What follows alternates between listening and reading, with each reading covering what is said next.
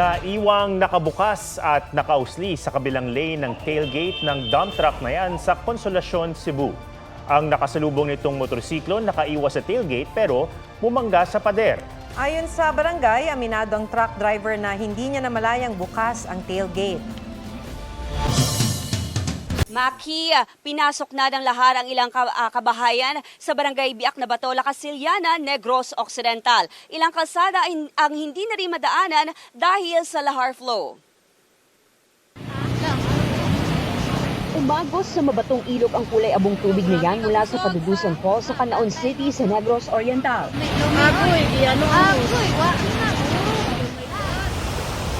Tila putik naman ang bumagsak mula sa Bayi-Bayi Falls sa bayan ng Casiliana sa Negros Occidental. Lahar nagawas na. Tila bagong buhos sa semento ang lahar na umapaw sa kalsada sa barangay Biak na Bato habang patuloy ang pagragasa nito sa katabing ilog. Hanggang binte ang kapal ng kulay abong putik. Simula pa kahapon, inilikas na ang mga nakatira malapit sa ilog dahil sa banta ng lahar.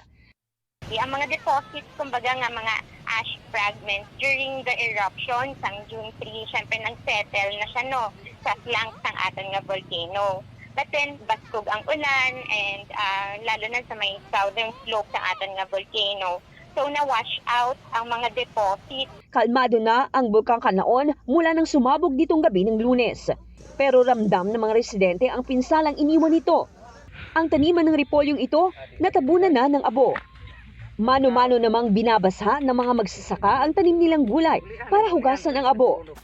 Sa tala ng Office of Civil Defense Region 6, 16 na barangay mula sa 5 bayan sa Negros Occidental ang apektado ng pagsabog ng bulkan. Mahigit 150 residente ang nasa evacuation center sa Canaon City. Mahigit 200 pamilya ang lumikas sa Casiliana. Idineklara ang state of calamity sa parehong lugar. As of now, kailangan nila ng tubig. No, yun ang urgent needs natin. And we have already requested for that and even for a possible deployment of mobile water filtration.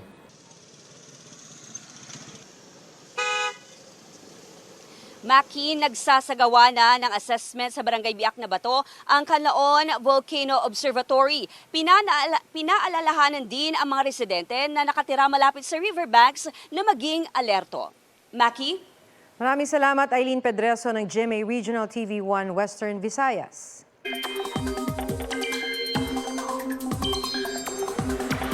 Nagdulot ng baha at traffic ang malakas na buhos ng ulan sa Metro Manila at karatig lugar kaninang hapon. Gutter deep ang baha sa Camarin, North Caloocan, pati sa ilang bahagi ng Aurora Boulevard sa Cubao, Quezon City. Sa Barangay Bagong Silangan, nasira ang isang makeshift na tulay nang biglang tumaas ang tubig. Napasilong naman sa mga flyover at ginagawang MRT station ang mga nakamotor na inabutan ng ulan sa Commonwealth Avenue. Malakas din ang ulan sa Batangas City. Ayon sa Pag-asa, localized thunderstorm ang nagdulot ng biglang buhos ng ulan dito sa Metro Manila. Pero posibleng unti-unti nang maranasan ng habagat, lalo na sa western section ng Luzon at Visayas. Sa rainfall forecast ng Metro Weather, posibleng maulit ang mga pagulan sa Metro Manila bukas, lalo sa hapon hanggang gabi. Asahan naman ang katamtaman hanggang malalakas na ulan sa halos buong Luzon, partikular sa Quezon Province at Bicol Region. Posible rin ang heavy rainfall sa Palawan at Mindoro. Sa mga kapuso natin sa Negros Island, may tsansa pa rin ng ulan bukas, kaya maging alerto pa rin sa lahar flow. Posible rin ang heavy to intense rainfall sa Eastern Visayas bandang hapon. May malalakas namang pagulan sa Caraga, Davao Region at Zamboanga Peninsula. Muling sinalakay ang isang Pogo Hub sa Porac, Pampanga na dati nang ni-raid pero nakapag-operate ulit. Tila nakatunog daw ang mga tauhan ng Pogo sa operasyon ng mga otoridad.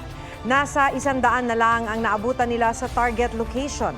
Ayon sa Presidential Anti-Organized Crime Commission, nagsagawa lang sila ng welfare check sa mga nakita nila sa labas ng compound pero hindi pa nila napapasok ito. Naharang naman ang 7 sasakyan sa Clark na may sakay na 157 na Chinese, Korean, Vietnamese, Malaysians at Burmese. Nasa 50 ang Pilipinong Pogo staff at security. Isa ay kidnap victim. Isa sa mga hinahanap na biktima ng torture ay nasawi na pala. 7 Pinay na biktima ng illegal detention ang nasagi. Sangkot umano sa scamming activities, pananakit, kidnapping at sex trafficking ang Pogo na ni-raid na noong 2022. Kinukuha pa ng GMA Integrated News ang panig ng may-ari nito para malaman kung paano sila nakapag-operate ulit. Tugon naman ng kumpanyang umuupa sa compound, wala silang kinalaman sa Pogo operation. Sinusubukan pa naming makuha ang pahayag ng Porac Police at LGU. Hindi tugma ang ilang detalye sa Statement of Assets, Liabilities and Net Worth ni Banban Mayor Alice Guo. Sa pagsusuri ng GMA Integrated News Research sa SALN na isinumite ni Guo sa Senado, 429 million pesos ang assets sa June 30, 2022 SALN. Pero sa July 1, 2022 SALN, naging 286 million pesos na lang ito. Mula sa siyam na real properties, naging 3 na lang ito at nawala ang mga kumpanyang nakalista sa pangalan ni Guo. Nawala rin sa listahan ng personal properties niya ang mahigit 138 million pesos na deposit for land acquisition at club shares. Pagdating sa December 31, 2022 SALN, nabalik ang 138 million pesos deposit, club shares at 6 na real properties. Sabi ni Senator Risa Ontiveros, labag ito sa obligasyon ng government officials at employees na magsubmit ng kumpleto at tamang SALN. Closed door ang pagdinig ng Senate Committee on Women and Children sa issue ng Pogo dahil may kinalaman sa national security ang pinag-usapan. Hindi imbitado si Guo pero nagpadala siya ng sulat kay Ontiveros. Git niya, si Amelia Lial ang tunay niyang ina. Kinakasama at business partner daw ng tatay niya si Lin Wenyi.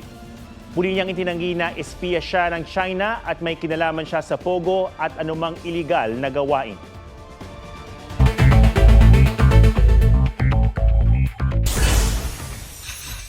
Creek sa Dagupan City umapaw dahil sa high tide. Binaha ang nasa 200 pamilya. Inflation lalo pang bumilis nitong Mayo. Ayon sa Philippine Statistics Authority o PSA, 3.9% ang inflation rate o bilis ng paggalaw ng presyo ng mga bilihin at serbisyo. Pinakamabilis sa loob ng 6 na buwan. Kabilang sa naghila pataas sa inflation rate ang presyo ng petrolyo, LPG at renta sa bahay. June 17, idineklarang regular holiday ni Pangulong Marcos para sa Idil Adha o Feast of Sacrifice. Ilang lugar sa Caloocan City, Navotas City at Carmona City, Cavite may power service interruption bukas at sa Biyernes. Ayon sa Meralco, magsasagawa sila ng reconductoring at relocating ng mga pasilidad.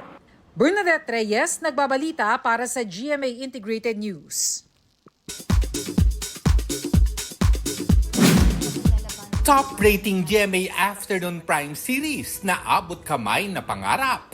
Extended. For 2 years po, grabe yung suporta ng mga tao. I'm so happy and sobrang blessed po naming lahat. Lalaban ka na ba? Naku, abangan po natin yan. Pero baka naman may magtatanggol na lang kay Annalyn. Matapos gampanan ang pagiging Filipino Ambassador ng South Korea Tourism, Sparkle star Kailin Alcantara naghahanda naman sa taping ng Shining Inheritance. May time pa kaya sa love life? Hindi ka pa ready ma-in love? Hindi pa po. Feeling ko po dapat ko pa pong mas kilalanin yung sarili ko. Merong mga ibang, alam mo naman na nagpaparamdam pero parang dead ma lang muna. Meron po ba? Okay. Heart Evangelista nanumpa na bilang bagong Pangulo ng Senate Spouses Foundation. I really want to do something and continuously, make a change. I want to work. So, I'm excited in a sense. Lar Santiago nagbabalita para sa GMA Integrated News. Nahuli kamang tangkang pagsunog sa isang tindahan sa Cebu City.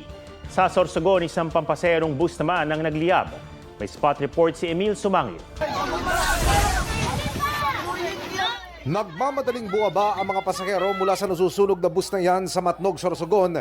Agad itong inapula ng BFP. Sa inisyal na impormasyon, bago ang sunog, sumagi ang bus sa isang puno at muntik na rin daw itong mahulog sa bangin dahil nasira ang kambyo nito.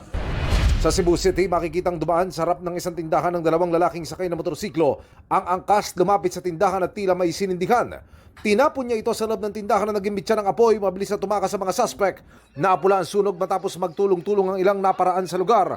Patuloy na tinutukoy ang mga suspect na maharap sa kasong arson. Nasa lisihan ng nakaidlip na tindera sa isang kainan sa San Carlos City, Pangasinan. Mabilis na kinuha ng isang lalaki ang dalawang cellphone na nakalapag sa mesa. Arestado sa lungsod ng San Juan ang driver ng ride-hailing app na nang hold up umano ng pasahero niyang dayuhan. Ayon sa mga pulis, nag-iba ng ruta ang suspect bago hold upin ang biktima. Natunto ng suspect dahil na screenshot ng biktima ang itsura ng driver at iba pa niyang personal details. Arestado rin ang live-in partner ng suspect na nagtago umano ng mga ebidensya. Wala silang pahayag, sinisikap din kunan ng panig ang ride-hailing app. Emil Sumangil nagbabalita para sa GMA Integrated News. Kung mahilig ka sa pizza at paborito mo rin ang sisig, perfect tikman ng sizzling hot na sisig pizza sa Naga City. Ilan sa ingredients nito ay sibuyas, sili, atay ng manok at sisig chops. Ang pizza sa brick oven pa niluluto. May lemon zest din para sa final touch. Ang fusion ng Italian at Filipino cuisine, gawa ng Kapampangan chef na si Enrique Dominguez. Plano rin ni chef na i-explore ang iba pang Filipino dish bilang pizza flavor.